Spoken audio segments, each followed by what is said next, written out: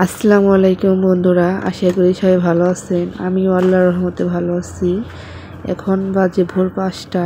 তো মোরগগুলি খুব ডাকাডাকি করতেছে, এর জন্য ওদেরকে বের করে দিলাম। অনেক শখ করে 2টা মুরগি কিনছিলাম। তো মুরগির বাচ্চা, তো মুরগির মা দুটোটাই মারা গেছে। তো আমার বাসায় কুকুর আছে, কুকুরের দৌড়ানিতে রাস্তায় গিয়ে অ্যাক্সিডেন্ট হয়ে মারা গেছে। এখন মা ছাড়া মুরগির বাচ্চাগুলো একে একাই বড় হচ্ছে। এখানে 3টা মোরগ আছে, একটা মুরগি। একটা মোরগ এখনো ঘরের ভিতরে আছে, যে বের হইতেছে। ওই লাল মোরগটার এই সাদা মোরগটাতে কিছুতেই খাবার খেতে দেয় না, সবসময় খালি মারামারি করে। দেখতে পাবেন ওকে খালি দৌড়ানি দেয়। তো এই জন্য মুরগিটা খুব ভয় পায়।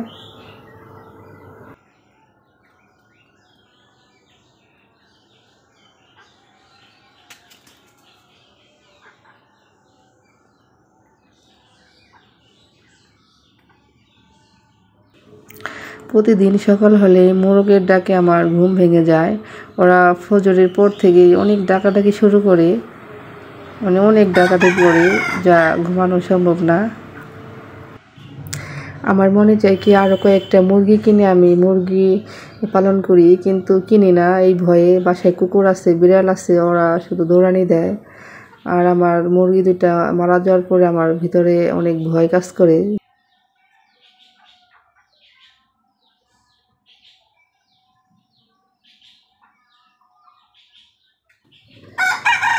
মোরগের ডাক কার কার শুনতে ভালো লাগে অবশ্যই কমেন্টে জানাবেন।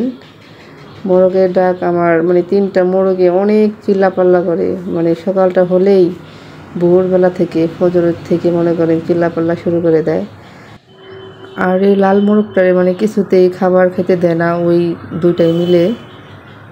তো জানি না ওর সাথে এরকম কেন করে, সব সময় এরকম করে। ওই সব সময় মনে করেন যে ওরা যখন চলে যাইব তখনই আসবো খাবার খাইতে। আর সন্ধ্যা হলেও ওরা যখন ঘরের ভিতরে ঢুকবো ওই সবার শেষে আসে। না, ওদেরকে নিয়ে বসে থাকলে আমার কাজ হবে না, ওদেরকে আমার রান্না করতে হবে। তো ওদেরকে আমি গেটটা মেলা দিই, ওরা বের হয়ে যাবে। আর একটা দেখেন গেটের উপরে উঠে বসে দিচ্ছে। আর আমার বাসা একদম মেন রাস্তার সাথে, সবসময় গাড়ির শব্দ, অনাবর্ত রাতভর গাড়ি চলে এই রাস্তা দিয়ে।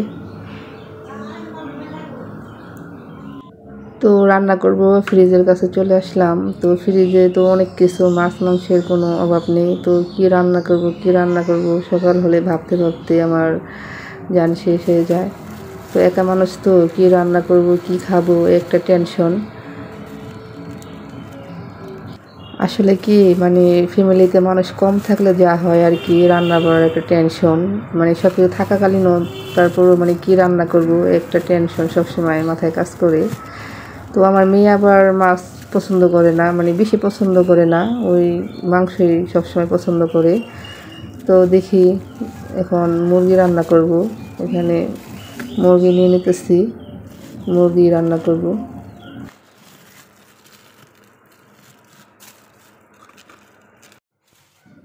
তো ফাইনালি চিন্তা ভাবনা করে মুরগি রান্না করব। তো এখানে অর্ধেকটা মুরগি নিয়ে নিচ্ছি, মুরগিটা এখন পানি দিয়ে ভিজিয়ে নিচ্ছি, কারণ এটা বরফ হয়ে আছে। বরফ ছাড়লে তারপরে এটাকে সাইজ করে কাটবো। তো মুরগিটার বরফ খুলতে খুলতে এদিকে আমি ভাত বসাই দিলাম। তো ভাত হতে থাক, ওদিকে মুরগির বরফ ছাড়লে আমি মুরগিটা সাইজ করে কেটে নিব।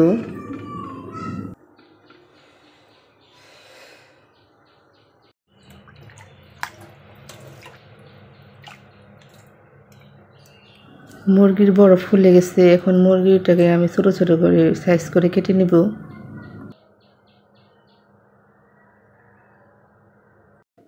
এই তো মুরগি কাটা হয়ে গেছে, এখন মুরগির মাংসগুলোকে সুন্দর মতো পরিষ্কার করে ধুয়ে নেব। ওদিকে মুরগি কোটাকাটি করতে করতে আমার এদিকে ভাত হয়ে গেছে। ভাতটা আর একটু হলে আমি মার ঢেলে নেব। তো এদিকে আমি তরকারিটাও চুলায় বসাই দিচ্ছি। তো দিয়ে দিলাম তেল।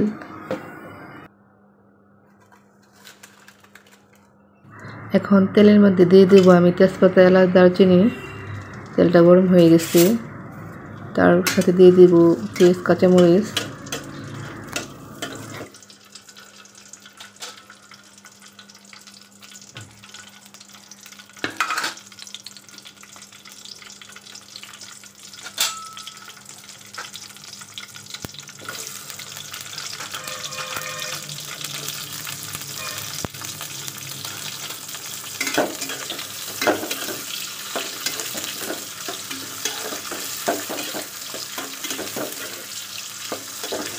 এই পেঁয়াজগুলোকে আমি এখন লাল লাল করে তেলের মধ্যে ভেজে নেব, তারপরে দিয়ে দেব বাদবাকি মশলাপাতি।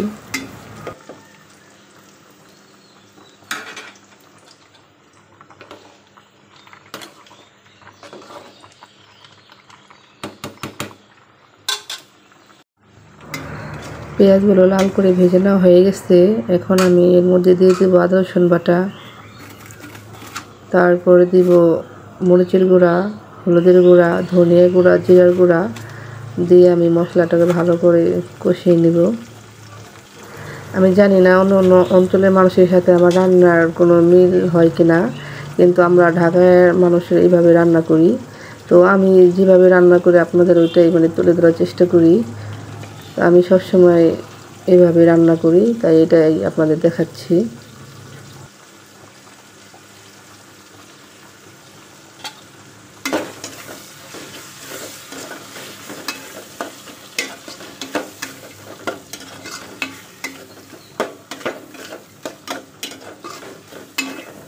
তেলের সাথে মশলাটা একটু হালকাভাবে ভেজে নিলে হয় কি তরকারির কালারটা অনেক সুন্দর আসে। তো বেশি ভাজতে গেলে কিন্তু মশলা পুড়ে যাবে। এখন একটু পানি দিয়ে আমি মশলাটাকে ভালো করে কষিয়ে নেব।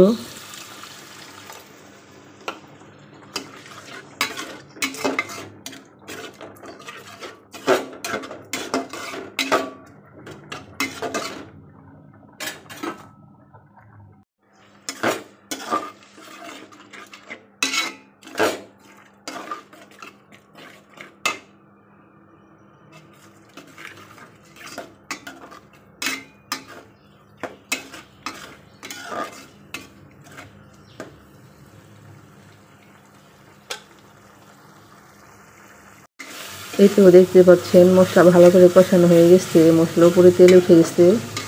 তো এখন আমি এর মধ্যে দিয়ে দিব মুরগির মাংসগুলো।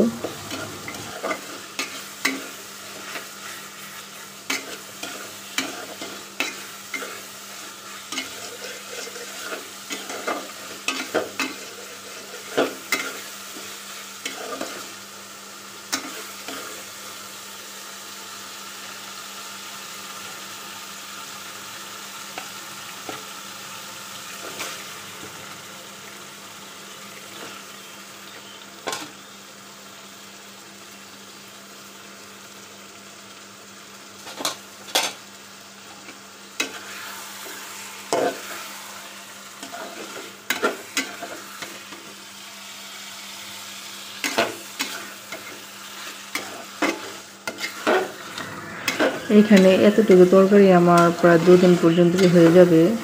তো মানুষ কম তো ভাই, এর জন্য রান্না করলে বেশি খাওয়া হয় না। তো এই জন্য আমি অল্প অল্প করে রান্না করি, তারপরও থেকে যায়, ফ্রিজে রয়ে যায়।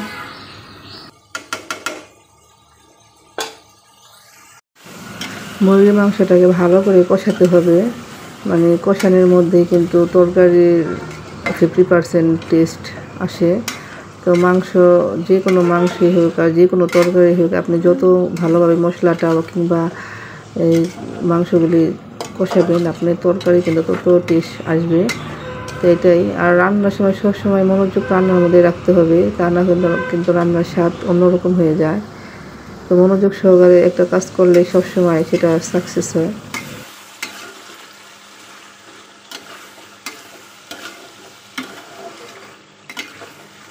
তো দেখতেই তো পাচ্ছেন আমি কত ভালো করে মাংসগুলোকে কষিয়ে নিচ্ছি। এটা ভালো করে কষানো হলে তারপরে এর মধ্যে হালকা পরিমাণে একটু ঝোল দিয়ে দেব। বেশি পানি দেব না, কারণ এর মধ্যে আমি বেশি ঝোল রাখবো না, হালকা পরিমাণে ঝোল হবে। তো পানি অল্পই দিলাম।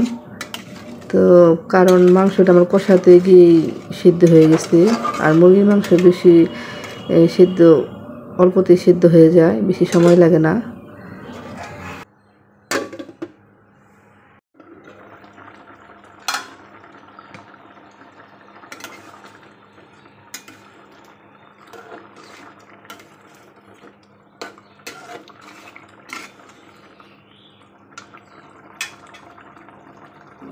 তরকারির ঝোল কমে আসতেছে। এখন আমি এর মধ্যে দিয়ে দিলাম তেলে নেওয়া জিরা পাউডার। জিরা পাউডারটা দিলে তরকারির ঘ্রাণ খুব ভালো আসে। তো জিরা পাউডার দিয়ে হয়ে গেছে। এখন আমি আবার ঢাকনা দিয়ে ঢেকে তরকারিটা পুরোপুরিভাবে রান্না করে নিব।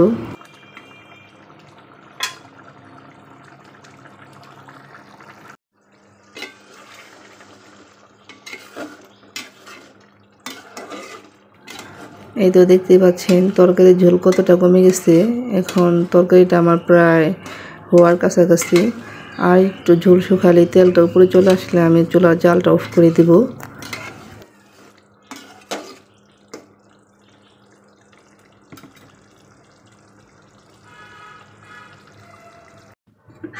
এই তো তরকারি আমার পুরোপুরি রান্না করা শেষ। এটা হলো তরকারির ফাইনাল লুক। আর ওদিকে ভাতও আমি বলে ঢেলে নিচ্ছি। তো আমার মেয়ে এখনও ঘুমাচ্ছে। মেয়েকে মাদ্রাসায় পাঠাতে হবে, তো ওকে ঘুম থেকে ডেকে তুলতে হবে। দেখুন মেয়ে আমার কত সুন্দরভাবে ঘুমাচ্ছে। আমি ওদিকে রান্না শেষ করে এখানে মেয়েকে আসছে ডাক দিতে। তো মেয়ে আমার সকাল হলে মানে সহজে উঠতে চায় না, ওকে খুব জোর করে উঠানো হয়।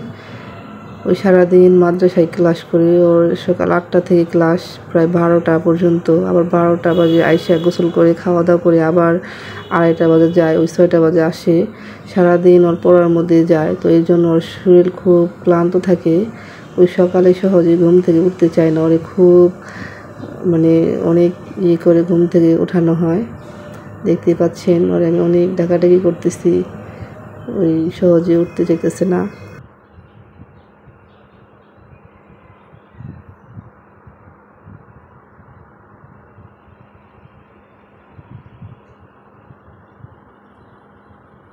এই তো ওই হাত মুখ ধুয়ে ব্রাশ করে ওই রেডি হয়েছে। এখন মানে পোশাক পরেনি, মাদ্রাসার পোশাক।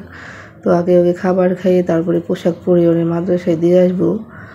মাদ্রাসা আমার বাসায়, আমার বাড়িতে মাদ্রাসা, 4তলা মাদ্রাসা। এই মাদ্রাসায় মেয়েকে পড়তে দিচ্ছি। তো সবাই দোয়া করবেন আমার মেয়ের জন্য। যে আশা বা যে নিয়ত করে দিচ্ছি আল্লাহ যেন তা কবুল করে। তো মেয়ে যে হাত দিয়ে খেতে বসছে, ওই কিন্তু হাত দেওয়া খাবার খায় না। এখন আমার হাতে ক্যামেরা, এই জন্য হাতে মানে খাইতে দিচ্ছি। তো ক্যামেরা অফ করে ওকে আমি খাইয়ে দিব, তা না হলে এই খাবার খাইতে গিয়ে ওর প্রায় 2-3 ঘন্টা লাগিয়ে দিবে।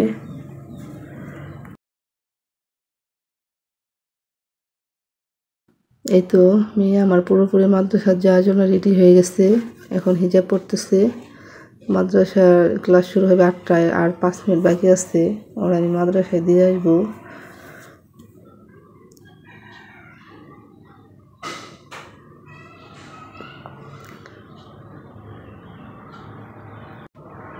মাদ্রাসায় গেট তৈরি ওরে আমি দিয়ে আসতে গেতেছি।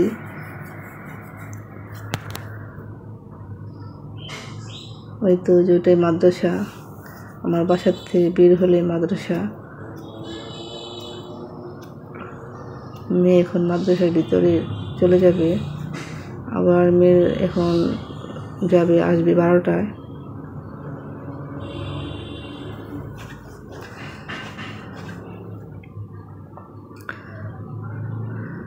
তো আজকে আমার এই ভিডিওটা আশা করি